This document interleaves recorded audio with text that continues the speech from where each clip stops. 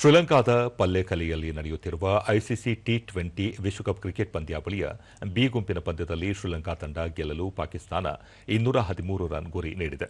ಗೆಲುವಿನ ಗುರಿ ಬೆನ್ನತ್ತಿರುವ ಶ್ರೀಲಂಕಾ ಇತ್ತೀಚಿನ ವರದಿ ಬಂದಾಗ 1 ವಿಕೆಟ್ ನಷ್ಟಕ್ಕೆ 8 ರನ್ ಮಾಡಿ ಆಡುತ್ತಿದೆ.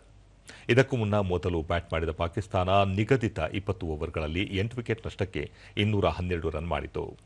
ಪಾಕಿಸ್ತಾನ ಪರ ಶಾಹಿಬ್ ಜಾದಾ, ಫರ್ಹಾನ್ ನೂರು ಹಾಗೂ ಫಖ್ತರ್ ಜಮಾನ್ 84 ರನ್ ಗಳಿಸಿ ಬೃಹತ್ ರನ್ ಪೇರಿಸಲು ನೆರವಾದರು. ಶ್ರೀಲಂಕಾ ಪರ ದಿಲ್ಶಾನ್ ಮಧುಶಂಕ 3, ದಸೂನ್ ಶನಕ 2 ಹಾಗೂ ದುಷ್ಮಂತ ಚಮೀರ 1 ವಿಕೆಟ್ ಪಡೆದರು.